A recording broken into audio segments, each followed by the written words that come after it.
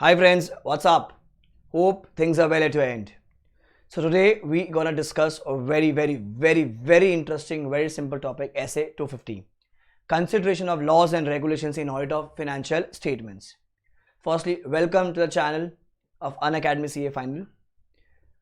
And kindly subscribe to this channel if you're coming for the first time, because you will get updates about all 8 topics on this channel.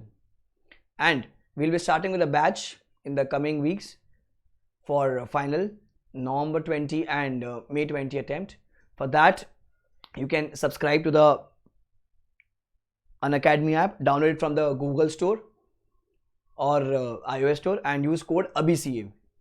When you use the code ABCA, you will get a discount of around 10%. Take a 10% discount. Cool? Chalo, let's discuss Essay 250.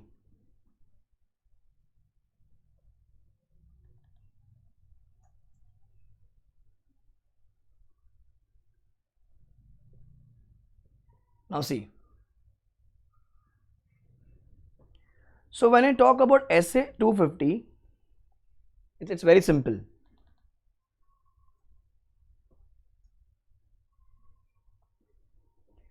It says consideration of laws and regulations in an audit of financial statements.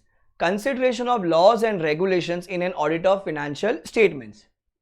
Now, if you are the auditor of a company, as an auditor of a company, क्या आपके पास knowledge होना चाहिए loss का? बोलो, as an auditor of a company क्या आपके पास loss की knowledge होनी चाहिए? हाँ सर, होनी तो चाहिए. अब question arises here is, sir कौन से लॉ की नॉलेज होनी चाहिए आपके पास? Which all acts, which all laws you should know it. सब मतलब सबका होना चाहिए. like Companies Act, that's the basic. Sir, Income Tax Act, GST Act, sir, POGA, I mean gratuity, POBA, bonus, EPF Act, Contract Act, partnership to not that much required, okay? Contract Act, Negotiable Instrument Act, labor laws, every law. So as an auditor of a company, when I use the word auditor, I'm talking about start auditor. So as a start auditor of a company, you should have knowledge about all the acts. But you guys tell me, does an auditor have knowledge of all the acts? हाँ sir, ऊपर से yes, but deep में? Does he have the knowledge? Like for example, labor laws, okay, Maternity Benefit Act is there, Factories Act is there, Child Labor Act is there, Trade Union Act is there. Does he know the each and every section, provision, subsection, clause, subclause? No sir, no.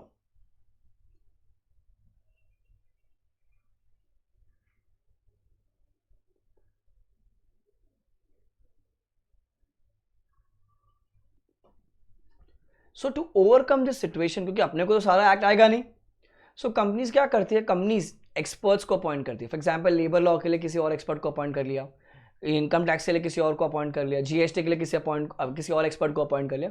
सो फिर अपना एक principal है ना, work perform by others, so the auditor can rely on work perform by others. पर sir उसको मोटा मोटा knowledge होना चाहिए, क्योंकि कल को अगर वो पीएनएल बनाएगा, ठीक है, सो फॉर एग्जाम्पल पीएनएल है, वहाँ पर आपको दिखता है 2 ग्रेचुइटी, ठीक है, 2 बोनस. अब as an auditor you will verified out, but तुम क्या बोलोगे? सर ग्रेचुइटी मैंने तो पढ़ा नहीं, कभी मैं ऑप्शन में लेके गया था. आप ये तो नहीं कह सकते ना, because you're a start auditor, you should know the knowledge of all the laws. अब next question arises your is, who is responsible for the compliance of laws and regulation? Who is responsible? Question here arises, who is responsible for the compliance of laws and regulations? Sir the primary duty is of the management. The primary duty is of the management. हमेशा ध्यान रखना, सारा भंगार काम कौन करता है बच्चों? मैनेजमेंट. सारा भंगार काम कौन करता है? मैनेजमेंट. अपना तो एक ही काम है, क्या करने का? ओपिनियन देने का. अपना तो एक ही काम है, क्या करने का? ओपिनियन देने का. तो सारा भंगार काम कौन करता है यहाँ पर? Management. So boss, to comply with laws and regulation is the duty of the management. Okay sir, that means if you are the auditor, you go to the client's place and for example today is a due date for GST, and if the client has not paid GST, you will be keeping your mouth shut. I would not say. Why? Because AB sir has taught me to comply with laws and regulation is a duty of the management. Why should I tell him it's a due date? Let him not pay. Let him not pay. And if there's a non-compliance, I will just qualify the report. I will qualify the report. Right? You should be shut. Okay, for example, TDS का return भरना था, TDS का payment करना था. हम क्यों बोले? हमसे किसी ने कहा ही नहीं. हम क्यों बोले? हमारा थोड़ी कर्तव्य है. हम क्यों बोले? हमारा थोड़ी कर्तव्य है. लॉ कहता है नहीं, लॉ कहता है, I mean the SA says we agree that the primary and the basic responsibility to comply with laws and regulation is the duty of the management. Agreed. But auditor, तुम भी बताओ उनको कि sir, if you do not comply with laws, it will lead to some kind of penalty. Monetary penalty तो लगेगा, साथ में आपको मस्त Friday check in, Monday checkout, 3 night 4 day का फ्री स्टे, खाना, कपड़े, टोपे सब मिलेगा आपको इम्प्रिजनमेंट भी हो सकता है. सो अगर नॉन कंप्लायंस वहाँ पर लॉस होता है तो इट बॉस आपको क्लाइंट को बताना चाहिए कि भैया हाँ आप टैक्स की चोरी मत करो, आप सब कुछ टाइम पे भरो, क्योंकि अगर आप नहीं भरोगे मॉनिटरी पेनल्टी तो लगेगी, साथ में जेल भी हो सकता है. अच्छा, now if you want to check the compliance of laws and regulation, sir आप क्या इंस्पेक्ट करोगे? I will inspect the P&L, taxes pay किया होगा, शायद उसका इंटरेस्ट भी कुछ होगा, कुछ पेनल्टी भी पे की होगी, वो आप इंस्पेक्ट कर सकते हो. बाई चांस कुछ नोटिस आ रखे हैं, नोटिस का कॉपी, ऑर्डर का कॉपी, वो आप चेक करेंगे. ठीक है, तो ये बेसिक चीजें आपको देखनी पड़ेगी. सो यहां पर मेरा पहला क्वेश्चन आता है बच्चों, responsibility of the auditor and the limitations of the auditor. ध्यान सुनना भी. So I am teaching you that points only which are like important from exam. The auditor is not responsible for preventing non-compliance and cannot be expected to detect non-compliance with all laws and regulation. Auditor is never ever responsible because the primary duty is of management.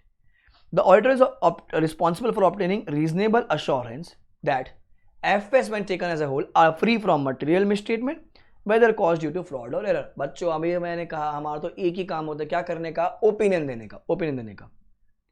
Now in conducting the audit of FS, the auditor takes into account the applicable legal and regulatory framework. For example, एक company है जो service sector में है, ठीक है, for example TCS, तो उनको sir companies act applicable है, उनको इनकम टैक्स एप्लीकेबल है. अच्छा, कोई लेट अस अज्यूम कोई बायोकेमिकल बायोफ्यूल वाली कंपनीज है, तो सर शायद उनको एनवायरमेंटल लॉज भी एप्लीकेबल होंगे, वो भी मेरे को कंप्लाइंस चेक करना है. तो ऑडिटर को उनके एक्ट का पता होना चाहिए, सब चीज़ें कि क्लाइंट को कौन कौन से एक्ट एप्लीकेबल है. Now inherent limitations on the auditor's ability to detect material misstatement is greater as laws and regulation principally to the operating aspects are not captured by the entity's financial reporting system. For example, एक पहला inherent limitation, अब environmental laws का non compliance हुआ है, वो FS में तो दिखेगा नहीं, बराबर. चाइल्ड लेबर का नॉन कंप्लायंस हुआ है वहां पर, थोड़ी सी to child labour, by child labour, वो तो आएगा नहीं. As a stat auditor you are only concern in P&L balance sheet, बराबर. पर प्रॉब्लम ये क्या कि साला अगर फैक्ट्रीज एक्ट में प्रॉब्लम कर दिया तुमने, मैटरनिटी बेनिफिट एक्ट में प्रॉब्लम कर दिया, चाइल्ड लेबर एक्ट में बेनिफिट कर दिया, भले ही उसका फाइनेंशियल स्टेटमेंट पे इंपैक्ट नहीं आए, but at the end business पे तो इंपैक्ट आएगा. शायद फैक्ट्री बंद कर दी, चाइल्ड लेबर के चक्कर में फैक्ट्री सील करके चलेगा आपके, तो पूरा धंधा चौपट. तो this is inherent limitation because वो आपको बैलेंस शीट और P&L से तो दिखता ही नहीं वो चीज. दूसरा, नॉन कंप्लायंस में also involve the conduct design to conceal it. कुछ चीजें क्लाइंट ने अगर छुपा रखी तो आपको पता कैसे चलेगा? Now, whether an act constitutes non-compliance is ultimately a matter of legal determination by court of law. अब क्या non-compliance है वो जज डिसाइड करेगा, ठीक है. Now, और क्या क्या हो सकता है? Non-compliance with laws and regulations may involve financial reporting issues, imposition of fines and penalties जो अपन ने बोला, and also impact the auditor's judgment about the integrity of management employees, thereby affecting the risk assessment of the entities and the evidences provided by the entity. तो मेरे को doubt हो जाएगा कि भैया साला मैनेजमेंट बेकार है, मतलब I cannot rely on this management, क्यों? क्योंकि साला यहाँ पर इतना सारा नॉन कंप्लायंस है. सो एग्जाम में आ सकते हैं what are the duties for laws and regulations, ठीक है, in an audit of financial statement as per SA 250. तो आपको ये 5 पॉइंट लिखने होंगे. So if you want to click the photo you can definitely click the photo. ध्यान रखना, मेरा कोई भी कर्तव्य नहीं है कि भैया मैं लॉ का कंप्लायंस देखूँ या रोकूँ, मेरा कोई कर्तव्य नहीं. मेरा काम है ओपिनियन देने का. मेरा काम क्या है बच्चों? ओपिनियन देने का. मेरा primary responsibility is to give the opinion, ठीक है. फिर ऑडिटर को जो भी कंपनी को एप्लीकेबल होता है, उसके जो क्लाइंट को एप्लीकेबल, सारे लॉस का नॉलेज होना चाहिए. फिर कुछ इनहेरेंट लिमिटेशंस होती है. नॉन कंप्लायंस अगर होता है तो साला फाइनेंशियल रिपोर्टिंग इश्यूज हो सकता है, पेनल्टीज लग सकता है, फाइन्स लग सकता है, साथ में इंटीग्रिटी ऑफ मैनेजमेंट पे डाउट हो सकता है. सो बेटा 5 पॉइंट में ये आंसर आपका खत्म होता है.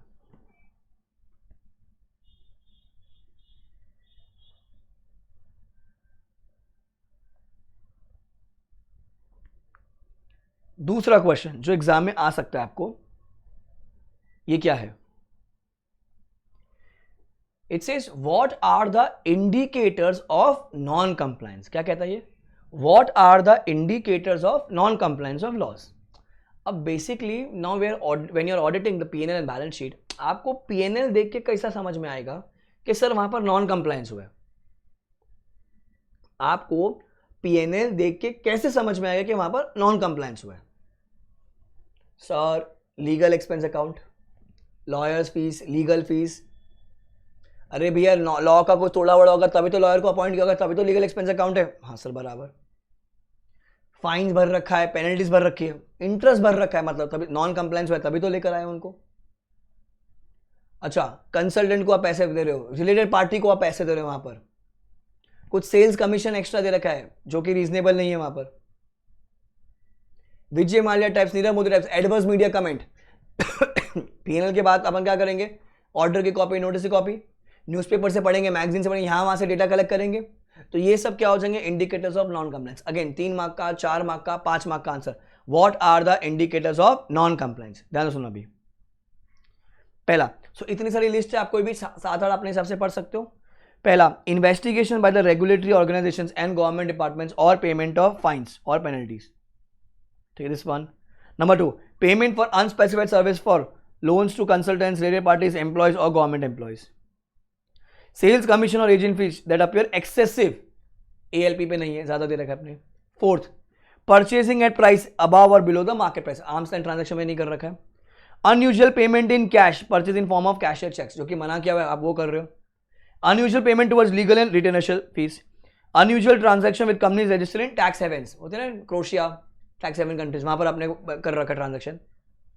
फिर पेमेंट फॉर गुड्स और services made other than to the country from which the goods और सर्विसेज ओरिजिनेटेड। भैया मैंने माल इंपोर्ट किया था, let us assume London, I mean UK से माल आया था, पर जबकि साला मैं पेमेंट कर रहा हूं पाकिस्तान में, अफगानिस्तान में, काबुल में, इस्तांबुल में। दया, कुछ तो गड़बड़ है। Payment without proper exchange control document, 15 CACB के सर्टिफिकेट्स नहीं है, फिर भी यूं ही पेमेंट कर रहे बाहर। फिर अनऑथराइज्ड ट्रांजैक्शंस और improperly recorded transaction and adverse media comment. So बच्चों कोई भी आप इसमें से 5 से अपने हिसाब से पढ़ सकते हो, जो भी आपको अच्छा लगे, कोई भी 5 है जो आपको अच्छा लगे। ठीक है, सो ये हो गया आपका next question. What are the indicators of non compliance with laws and regulations? Clear this much?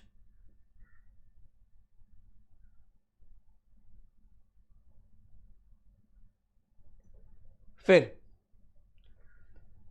एक और क्वेश्चन आता है, रिपोर्टिंग ऑफ आइडेंटिफाइड और सस्पेक्टेड नॉन कंप्लायंस। ठीक है, ये तीसरा क्वेश्चन इस ऐसे से जो एग्जाम में आ सकता है। ठीक है, अब सुनो, अब देखो, रिपोर्टिंग ऑफ आइडेंटिफाइड और suspected non compliance, reporting of identified और सस्पेक्टेड नॉन कंप्लायंस। अब बहुत सिंपल है, ध्यान रखना। अगर रिपोर्टिंग आंसर आता है पहला, you will report it to TCWG, reporting in orders report, reporting to regulatory bodies. 3 part है इसके। पहला क्वेश्चन क्या कहता है? तुमको वहां पर नॉन कंप्लायंस मिला है, या तो आपने ढूंढ लिया है या तो आपको वहां पर शक है, इधर यू हैव आइडेंटिफाइड और इधर सस्पिशियंस। ठीक है, तो आपको किससे बात करना चाहिए? जाके पहले दोस्त चार्ज विद गवर्नेंस से बात करना चाहिए। दोस्त चार्ज विद गवर्नेंस वाले भी साले इन्वॉल्व है, या बोलते हमको नहीं पता सब क्या है। ठीक है, तुम अपना देखो, अपना अपना सब देखेंगे, हमको नहीं पता। तो बॉस यहाँ पर गड़बड़ है। अब अगर यहाँ पर गड़बड़ है तो मतलब साला सीनियर मैनेजमेंट भी इन्वॉल्व है वहां पर। अगर TCWG के ऊपर भी कोई और अथॉरिटी, आप उनसे बात कर लीजिए। अगर साला वो भी पॉसिबल नहीं है, चल बेटा ऑडिटर अपने रिपोर्ट में, अपने रिपोर्ट में क्या कर दोगे? अब लेट अस अज्यूम अगर आपको वहां पर बहुत ज्यादा नॉन कंप्लायंस मिलता है, क्या बोलते हो आप? बहुत ज्यादा नॉन कंप्लायंस मिलता है, बहुत ज्यादा। आप क्या कर दोगे? सर मैंने FS देखा है, कौन सी ओपिनियन? Adverse opinion. मेरे को कुछ नॉन कंप्लायंस मिलता है, कुछ क्वालिफाइड ओपिनियन। मेरे को बहुत ज्यादा नॉन कंप्लायंस मिला, क्या बोल देंगे अपन? Adverse opinion. मेरे को कुछ नॉन कंप्लायंस, कुछ मतलब like little bit, like for example 3-4 sections का नॉन कंप्लायंस होता है, I will give qualified opinion if it is material but not pervasive. Client बोलता है मैं तेरे को डेटा दूंगा ही नहीं चेक करने के लिए, मेरे को ऑर्डर की कॉपी नहीं दिया, मेरे को सर्कुलर्स नहीं दिया, मेरे को कोई नोटिस नहीं दिया, मेरे को कुछ भी नहीं दिया देखने के लिए। अगर उसने आपको डेटा ही नहीं दिया देखने के लिए, आप क्या कर दोगे? Sir disclaimer. उसने डेटा दिया पर लेट अस कुछ नोटिस नहीं दिया, मैं उसको, मेरे को GST चालान दे, अपना 3B दे, 1 दे, 2A दे, सब कुछ मेरे को दे। उसने क्या किया? 4 महीने का मेरे को GST के चालान नहीं दिए, 4 महीने के, बाकी सब दिया, 4 महीने के GST चालान नहीं दिया, कुछ नहीं दिया ना उसने, कुछ नहीं दिया, तो क्वालिफाई। बट अगेन वो उससे पूछ लो सर आप क्यों नहीं दे रहे हो? अरे सर साइट ही नहीं चल रहा है, डाउनलोड ही नहीं हो पा रहा है। ठीक है, so that is a limitation impose due to circumstances. ठीक है, तो फिर auditor you have to take a wise call there. But अगर it is a limitation impose by the management then you will give either qualify और disclaimer report depending upon material and pervasiveness. अच्छा, क्या तुम्हारा कोई कर्तव्य है department complain करने का? नहीं सर, नहीं सर. पर बेटा अगर याद करो 143 वैल्यू ऑफ फ्रॉड हुआ तो हाँ सर, तब तो हम बताएंगे, ठीक है. अब देखो पहला, the auditor shall communicate to TCWG the matters involving non compliance with laws and regulation unless they are involve in management hence already aware. अगर वो लोग खुद इन्वॉल्व है तो उनको पता होगा. If TCWG are involve in non compliance you should communicate to next higher level. पहला किससे बात करने का बच्चों? पहला TCWG से. दूसरा किससे बात करने का अपने को? नेक्स्ट हायर लेवल अगर कुछ है तो कंपनी में. If any should be communicate such as an audit committee और a supervisory board where no such high authority exist or if the auditor believes that the communication may not be acted upon or is unsure, the auditor shall consider the need to obtain a legal advice. तो क्या lawyer से आके बात करो. तो पहला TCWG से, दूसरा हायर अथॉरिटी से, तीसरा अगर समझ ही नहीं आता फिर लॉयर को अपॉइंट करो. Reporting in auditors report. It says if the auditor concludes that non-compliance has a material effect on FS and have not been adequately reflected in FS, the auditor as per SA 705 express a qualified opinion or adverse opinion depending upon material and pervasiveness. या फिर अगर वहां पर कुछ limitation आती है, data देखने को नहीं मिल रहा है और audit disclaimer as per SA 705 अगर वो मटेरियल एंड परवेसिव होता है, मटेरियल बट नॉट परवेसिव होगा तो आप क्वालिफाई कर दोगे. समझा आपको? अगर FS देखा बहुत गड़बड़ है एडवर्स, कुछ गड़बड़ है क्वालिफाई, हमें कुछ देखने को मिला ही नहीं आपने को तो डिस्क्लेमर, कुछ देखने को नहीं मिला कुछ समथिंग तो फिर qualify. Reporting to regulatory bodies. If the auditor has identified or suspects non-compliance with laws and regulation, the auditor shall determine whether the auditor has a responsibility to report the identified or suspected non-compliance to parties outside the entity. अच्छा, अभी नीचे आ जाएगा, वही बोलेगा confidentiality principle. The auditor's professional duty to maintain confidentiality of client information may preclude reporting the identified or suspected non-compliance with laws and regulation to outside the entity. Generally मेरे को नहीं बताना होता. However, the auditor responsibility may vary under different laws and regulations, and in circumstances, the duty of confidentiality may be overridden by the statute law or courts of law. That is basically 143(12). Generally मेरा कोई कर्तव्य नहीं होता report करने के लिए, but अगर मेरे को बोला गया कहाँ पर लॉ में, कौन से सेक्शन में 142 में, तो मैं रिपोर्ट करूंगा. ठीक है. सो एग्जाम में एक और ये आंसर है जो रिपीट होता है बच्चों. बताइए आइडेंटिफाइड और सस्पेक्टेड नॉन कंप्लायंस की रिपोर्टिंग कैसे करोगे? 3 पार्ट में आंसर डिवाइड कर दोगे. Reporting to TCWG, reporting to members in form of audit report and reporting to regulatory bodies. The auditor should first communicate with TCWG unless they are involve, तो उनको पता होगा. फिर next higher level of supervisory board. तीसरा अगर उसको भी समझ में नहीं आया तो फिर expert, legal expert. Reporting to members in audit report. If there is a material and pervasive non compliance observed, adverse. Material but not pervasive, qualify. If there is a limitation imposed by the management, ठीक है, तो फिर disclaimer. If it is material and pervasive, if it is a limitation imposed by the circumstances, the auditor should consider the impact on report. जैसे साइट वाइट नहीं चल रहा है तो अभी कोविड का सिचुएशन कैसे करेंगे अपन. Reporting to regulatory bodies. अच्छा, the auditor has no duty to report it to regulatory bodies unless until कहाँ लिखा हुआ है? स्टैच्यूट लॉ में लिखा हुआ है. 4 मार्क का आंसर बहुत ईजी है, ध्यान रखना. ऐसे अपने सारे क्वेश्चन 4 से लेके 5 मार्क के आते हैं. तो whether you are old syllabus और whether you are new syllabus, इस ऐसे में ऐसे 250 के अंदर ध्यान रखना था ओनली 3 क्वेश्चंस. पहला ऑडिटर का ड्यूटी, दूसरा identified indicators of non compliance, तीसरा रिपोर्टिंग. यही 3 क्वेश्चंस करना है. किसी को अगर फोटो खींचना तो फोटो खींच लीजिए. Then will proceed on the questions.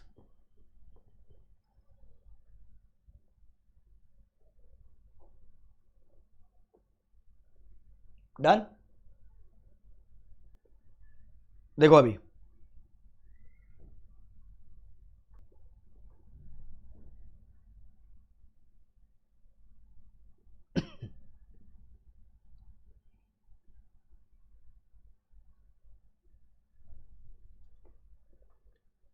So guys this are the certain questions on SA 250 जो मैंने इंस्टीट्यूट की बुक से ले रखे.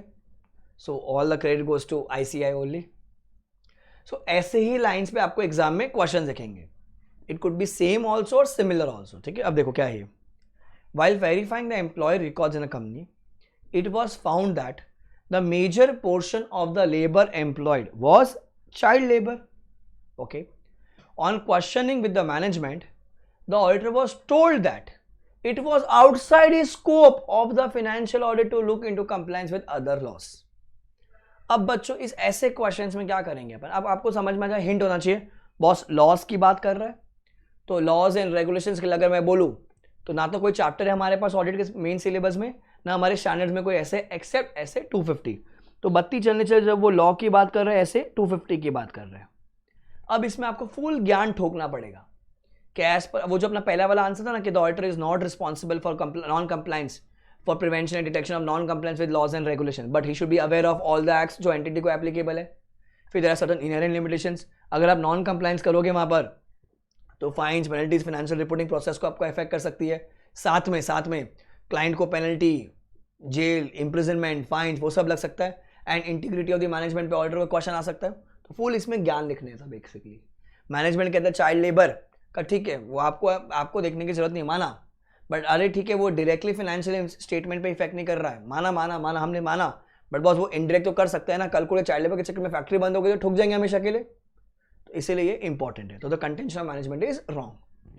सो एग्जाम में कैसे लिखना देखो, तो सबसे पहले आप लिखोगे पहला पॉइंट नंबर 1, एज पर ऐसे 250 का रेफरेंस दीजिए और चिल्ला के बोल दीजिए the auditor shell obtain Sai regarding the compliance with provisions of those laws and regulations recognized to have a direct effect on the determination of material amounts and disclosures in the FS including tax and labor laws।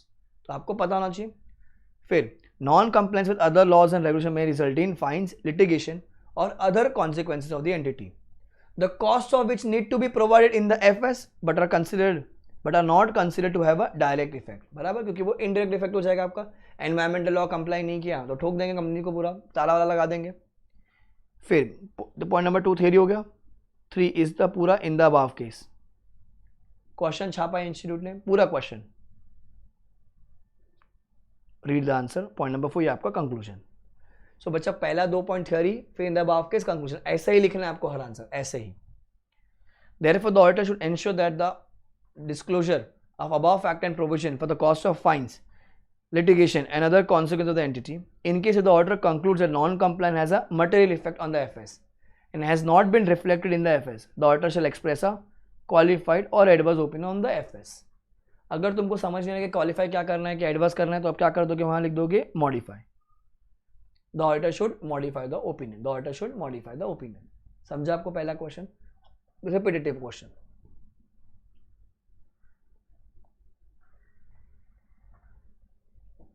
Question number 2, state the reporting responsibility of an auditor in the context of non-compliance of laws and regulations in an audit of FS। Same question, reporting responsibility 3 part थे, reporting to TCWG, reporting to the members audit report and reporting to regulatory bodies। तो वो theory छापनी है, reporting to TCWG, reporting in auditors report and reporting to regulatory bodies। Same theory question।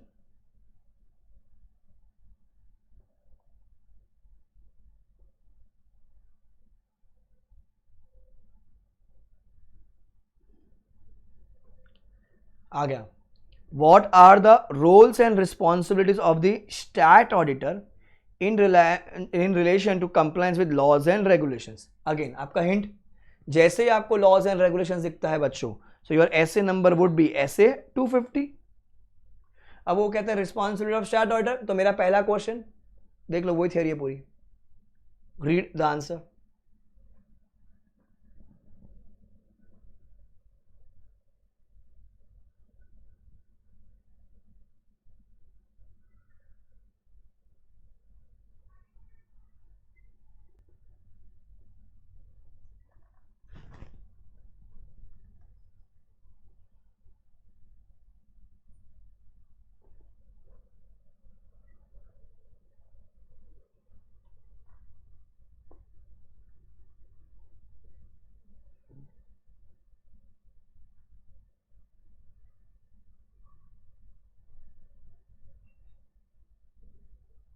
Same वही है, वही पूरी theory छापी है।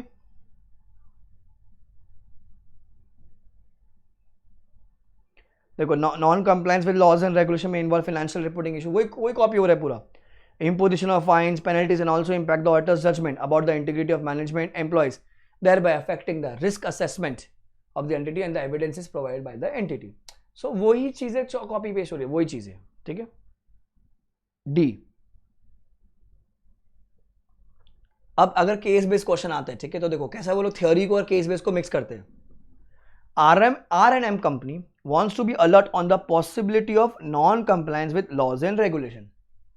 R&M company wants to be alert on the possibility of non-compliance with laws and regulation during the course of audit of so and so company.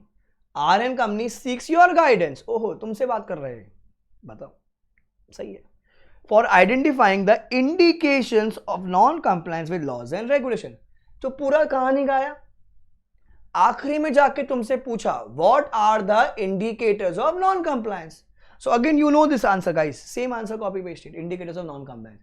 तो वही तीन question है, responsibility of the auditors, indicators of non compliance and reporting, वही तीन घूमता है बार बार एग्जाम में.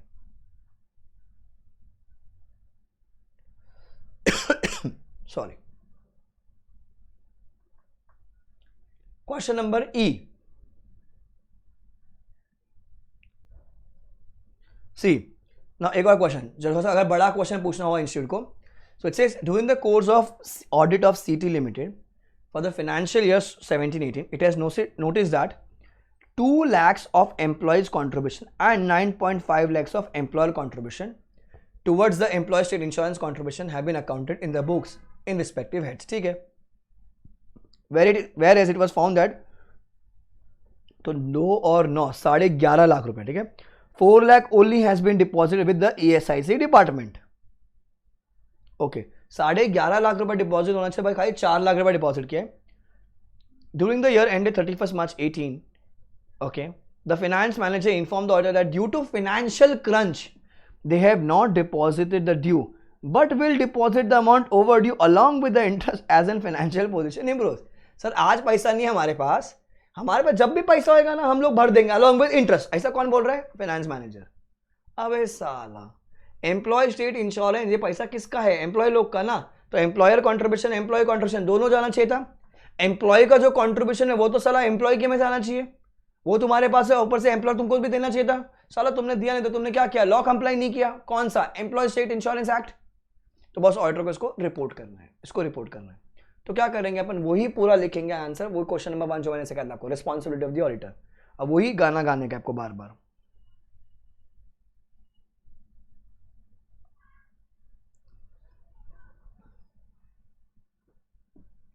Read the first para.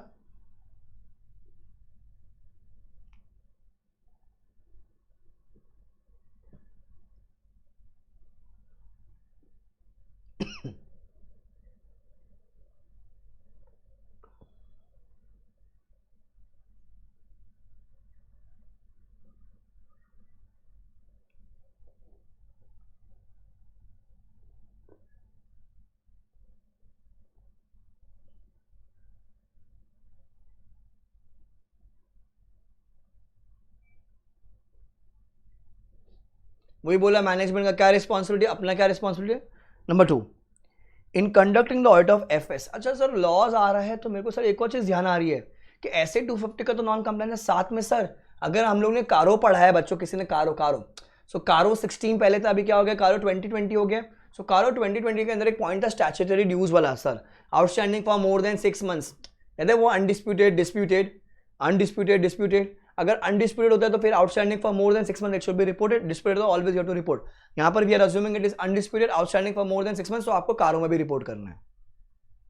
In conducting the audit of FS, the auditor takes into account the applicable legal and regulatory framework. फिर वही गाना गाने का. If the auditor concludes that non compliance has been a material effect on the FS and is not reflected in the FS, he shall express qualified और adverse opinion. फिर point number 3, 4 check कर लो. कारो की बात करेगा and उसको disclose करवाना है वहां पर.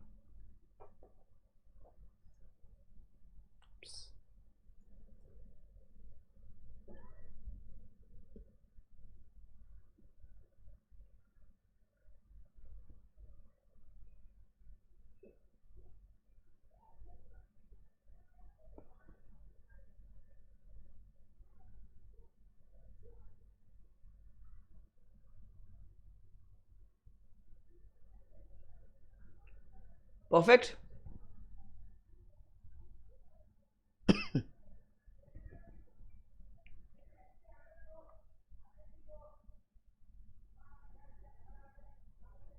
XYZ Private Limited has submitted the FS for the year ended 31st March 18 for audit. The audit assistant observes and brings to you notice that companies. So the audit assistants observe and bring to your notice that the company's records show the following dues. Income tax assessment for the 14-15 125 lakhs appeal is pending before the ITAT since 30th September 2016. Custom duty 85 lakhs demand notice received on so and so, but no action has been taken to pay or appeal. अब आधे बच्चे क्या करते हैं, यहाँ पर exam में जाके डीटी का पार्ट लिखकर रचेंगे नहीं.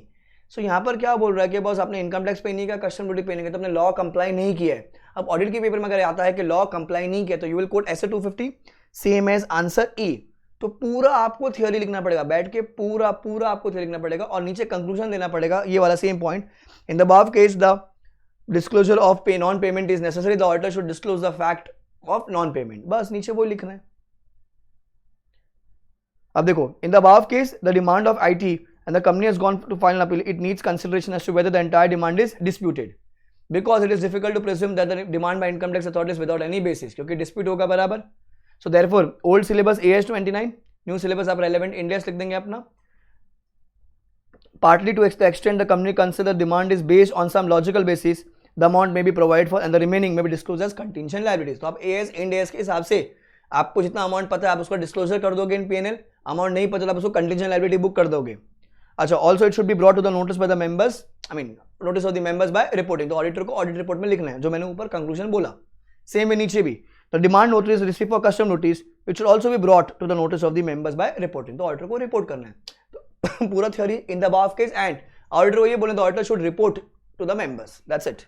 ध्यान रखना, आपको DT IDT के जाके प्रोविजन मत लिख कर आ जाना, वहां पर नहीं मिलेगा मार्क्स. आपको SA 250 का ही रेफरेंस देना होगा. और ऐसा ही मिलता है जुलता कुछ ना भी लेटेस्ट आया था 2-3 अटेम्प्ट पहले, ये वाला कस्टम ड्यूटी वाला ही. ध्यान रखना, SA 250 कोड करना है.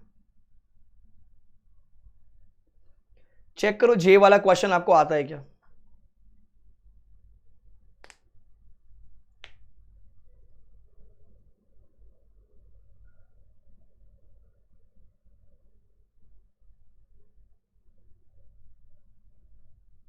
सेम है,